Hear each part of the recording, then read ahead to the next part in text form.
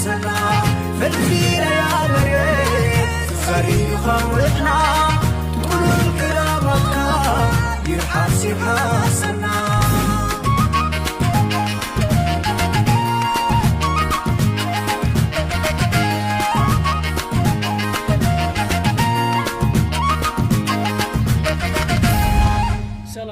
تلتي مدبات فنجليري ميديا كما يتحضروا نلوم عربي 15 جنبوت بقدام يتعست مدبات قريبا لخو نمكتالكم بخبري عدم سناي مكتال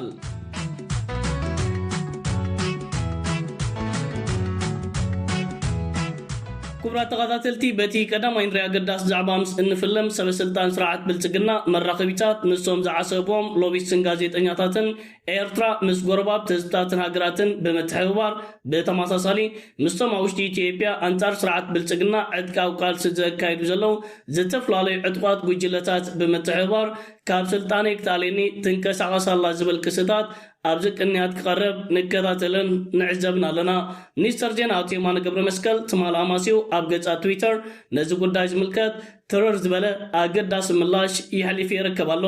ሚኒስተር ዜና ኣብዚ ሂብዎ ዝርከብ ዘሎ ከምዚ ዓይነት ግብረ መልሲ እዚ ብኢትዮጵያን ሰብ ስልጣን ናይቲ ሃገር ዝተፍላለዩ ዝተዓስቡ መራኸቢታት ናይ ምዕራባዊ ዓለም ናብ ኤርትራ ዝቐርብ ዘሎ ክስታት ተቐባልነት ከም ዘይብሎ ብምሕባር በአንጻር ኢትዮጵያ ናይ ወፃኢ ፖሊሲያ ንዞባ ቀርኒ ኣፍሪካን ማያት ቀይሕ ባህርን ጎረባብቲ ሃገራትን ኣብ ሓደጋታት ኣውዲቕዎም ይርከብ ከም ዘሎ ሰለስተ ነጥብታት ከም ኣብነት ኣቕሪቡ ይርከብ ኣሎ እቲ ቀዳማይ ኢትዮጵያ ምስ ሶማሊላንድ ኣብ ዓመተ 2024 ዝፈረመቶ ዘይሕጋዊ ውዕላትን ስምምዓትን እቲ ካልኣይ ንዝሓለፈ 2 ዓመትን ፍረቓን ኢትዮጵያ ብሰበብ ባህርን ኣብ ደገ ባህርን ኣብ ልዕሊ ህዝብን መንግስትን ኤርትራ ኩናትን ወራራትን ከካይድ ብምባል ተካይዱ ዘላ ዕቡት ዝኾነ ምንቅስቓስ እቲ ሳልሳይ ኢትዮጵያ ኣብ ሱዳን ትገብሮ ዘላ ኢድ ምትእታውን ብዝተፈላለዩ ዓበይቲ መራኸቢታት ዓለምን ዩኒቨርሲታት ናይ ዓለምን ኢትዮጵያ ኣብ ሱዳን ትገብሮ ዘላ ኢድ ኣታውነት ከም ዝተመስከረ ሚኒስተር ዜና አቶ የማነ ገብረ መስቀል ነዞም ሰለስተ ጭብጥታት ብምቕራብ ኢትዮጵያ ንዞባ ቀርኒ አፍሪካን ማያት ቀይሕ ባህርን ኣብ ሓደጋታት ተእቱ ስለዘላ እዚ ሃገር ካብ ጻዕታሪ ተግባራታት ክትቁጠብ መልእኽታቱ ይሕሊፍ ይርከብ ኣሎ ኢትዮጵያ ኣብ ዞባ ቀርኒ አፍሪካን ማያት ቀይሕ ባህርን ትገብሮ ዘላ ሓደገኛ ምትእታው ካብ ማንም ህዝቢ ዓለም ዝተኸወለ ኣይኮነን በአንጻሩ ስርዓት ብልጽግና ነታ ውሽጢ እቲ ሃገር ኣጋጢሞ ዝርከብ ዘሎ ነውጥን ዕገርገርን ምጽዋር ምሳነ ከምቶም ዝዓለፉ ስርዓታት ናይቲ ሃገር ናብ ኤርትራ ኢድ ምውጥዋት ስራሕ ኢሉ ተታሒዙ ይርከብ ኣሎ ዘለውን ዝሓለፉን ስርዓታት ኢትዮጵያ እቲ ሃገር ካብ ቁፅጥሮም ወፃኢ ክትከውን ምስ ጀመረት ዘስምዑ ኣውያት እንተዳሃልዩ ኤርትራ ሻዕብያ ምባልዩ እዚ ከምዚ ዓይነት ኣውያት ግን ንስርዓታት ኢትዮጵያ ኣድሒንዎም ዝፈልጥ ኣይኮነን ስርዓት ብልጽግና ዘስምዑ ዘሎ ኣውያት ኣብ ውሽጢ እቲ ሃገር ኣጋጢሙ ዝርከብ ዘሎ ኩነታት ክሳብ ክንደይ ምቁፅፃሩ ከም ዝሳነ ካብዚ ጉዳይ ክትፈልጥ ኣይትሽገርን ሚኒስተር ዜና ብከምዚ ዓይነት መንገዲ ኣገዳሲ መልእኽታት ይሕሊፍ ይርከብ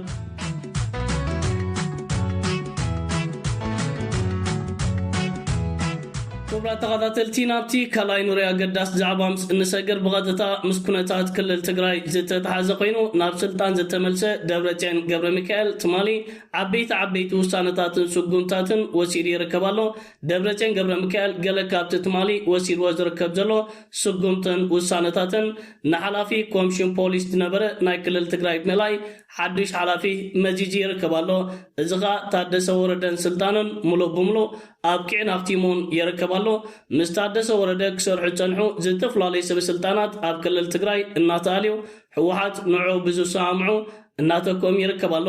በተመሳሳሊ ደብረጽዮን ገብረ ሚካኤል ትማሊ ኣብ ዝተፍላለዩ መምሕዳራትን ማሕውራትን ኣብ ክልል ትግራይ ናይ ግዝያዊ ምሕዳር ክልል ትግራይ ማሕተም ከይጥቀሙ መልእኽታት ብምሕላፍ ሓድሽ ማሕተም ናብ ዝተፍላለዩ ማሕውራት መንግስቲ ክልኽ ምዃኑ መልእኽታት ይሕሊፍ ይርከባሎ ታደሰ ወረደ ክሳብ ኣብዚ ሕጂ እዋን ኣብ ትሕቲ ናይ ገዛ ማሕዩር ይርከብ ከም ዘለዩ ካብ ክልል ትግራይ ሓበሬታታት እናወፀ ዝርከብ ዘሎ ደብረጽዮን ትማል ወሲድዎ ዝርከብ ዘሎ ከምዚ ዓይነት ወሳኒ ዝኾነ ስጉምታት ንክልል ትግራይ ናብ ዘረጋግእ ኩነታት ከም ዝወሰድ ንምርዶ ዘሸግር ኣይኮነን ስርዓት ብልጽግና ኮራኩርን ኣኽላባትን ናይ ስርዓት ተወለቲ ክልል ትግራይ ጉጅለ ጻድቃንን ጌታቸውን በዚህ ትማሊ ደብረጽዮንን ሕወሓትን ዝወሰድዎ ውሳነታት ዝሕዝዎን ዝጭብጥዎን ጠፊዎም ይርከብ ደብረጽዮን ገብረ ሚካኤል ብተመሳሳሊ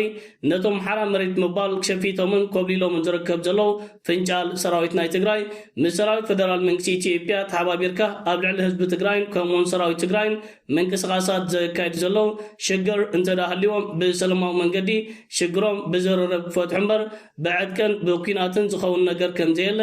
መልእኽታት ይሕሊፍ ይርከብ ኣሎ ኣብ ክልል ዓፋር ሸፊቱ ዝርከብ ፍንጫል ሰራዊት ናይ ትግራይ ምስ ሰራዊት ፌደራል መንግስቲ ኢትዮጵያ ብምትሕብባር ኣብ ልዕሊ ሰራዊት ትግራይ መጥቃዕትታት ከካይድ ይንቀሳቐስ ከም ዘሎ ባዕሉ ክዛረብ ጸኒሕና ኣሎን ደብረጽዮን ምስ ጸላእትኻ ተሓባቢርካ ናብ ህዝብኻ ምትኳስ ሓደገኛ እዩ ስለዚ ካብ ተግባራትኩም ተቆጠቡ ንዘራርብ ክብል እዩ መልእኽታቱ ኣስፊሩ ዝርከብ ዘሎ ኣብ ክልል ትግራይ ዘሎ ፖለቲካዊ ኩነታት ንግዝያዊ ምሕዳር ክልል ትግራይን ከምኡውን ንስርዓት ብልጽግና ሙሉእ ብምሉእ ካብ ስራሕ ወፃኢ ገይሩ ስልጣን ናብ ሕወሓት ተሰጋጊሩ ይርከብ እዚ ኸ ሓደ ካብቲ ስርዓት ብልጽግና ምቁፅጻር ሲንዎ ዝርከብ ዘሎ ፖለቲካ ናይቲ ሃገር እዩ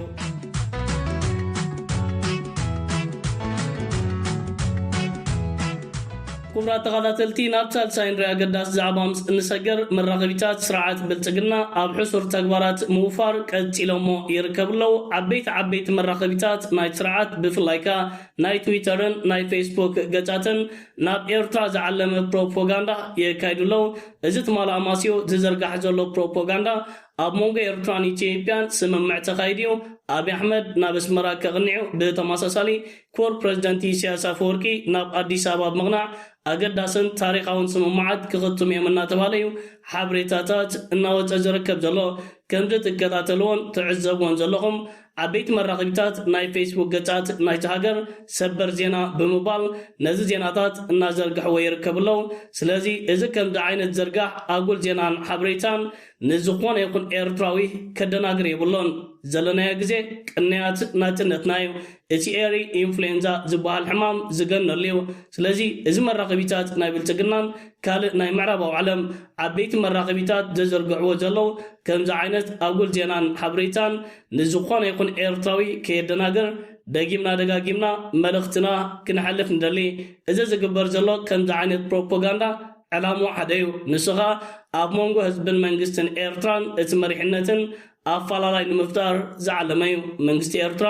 ምስ ስርዓት ብልጽግና ዝዘራረበሉ ኩነታት ኣብ ትሕቲ ፀሓይ ፍጹም የለን عشان مرعي إثيوبيا أبي أحمد ناب إيرترا قطون مريت إيرترا زرقصون له كنتات فوتم يلن مخنياتو إذا عشان مرحنا يتهاجر بخدعات زللة دحر دقيم أب إيرتران هزبي إيرتران تأماننات سلزي بلو إذا زقبر زلو كم زعينة حبريتا من الوقت نقل يوات إثيوبيا وين كدنا قروم يخلي قوان نعنا إيرتراويان جن كدنا قرنا زخيل يكونن كمتي النافلا وقع زي فلد أي هدانين زدت بهذا المسلا نايسرعات بلتقنا زقبر زلو كم زعينة شلب قلب أبتهاجر زلو كنتات مكوتار مسانكا عقلها مستوبكا حيالات هاجرات عالم نتت قبر زلها حرقنيا تكبرات عدوعال قد فيلم مسطن كوخا إيرترا مسحبرت أوروبان أمريكان فتيراتو تركب زلا حدش معرف صندون ركباتن نيتيبيا كابوليتيكا نايزوانا ملق بملق كابسرح وتاي سلاز قبريو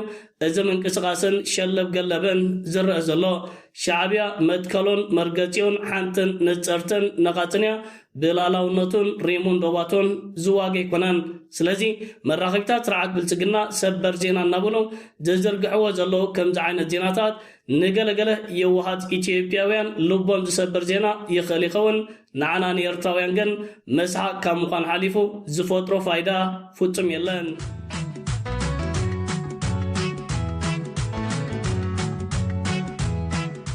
كمرا تغاداتلتي نابتراب عيناي مو داتا نوري زعبامس انسجر دعرتي اب چاينا تمالز تخيد ركبات اب مونغو بريزيدنت امريكا دونالد ترامبن بريزيدنت چاينا سي جين بينغ متابور مسقفت اب سممع كم زتبتها مراقبتات عالم تصابات حيزن اناوت اي ركبالو بريزيدنت امريكا دونالد ترامب مس مراقبتات نايتاغر اب زكايدو حالتير كالم اعتديو متابو هرمز نقفت مس منكسي چاينا كم زترادادو حبريتاتات يبو زركب زلو بمسرت زي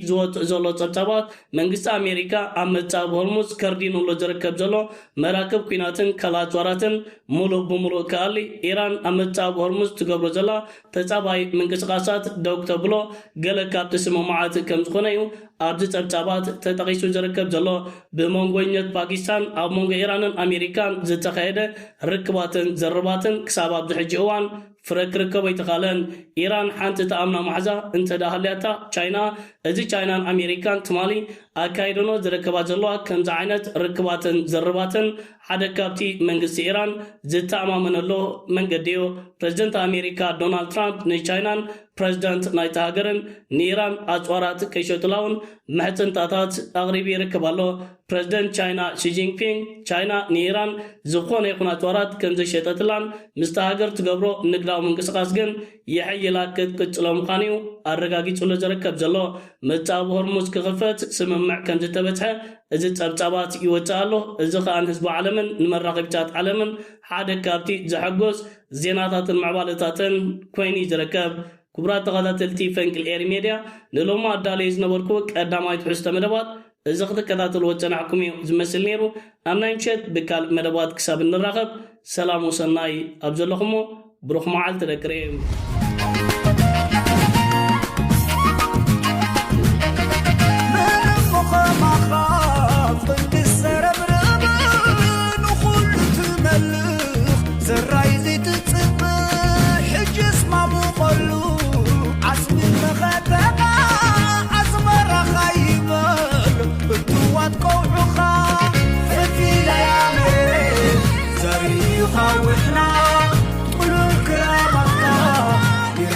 حاسنا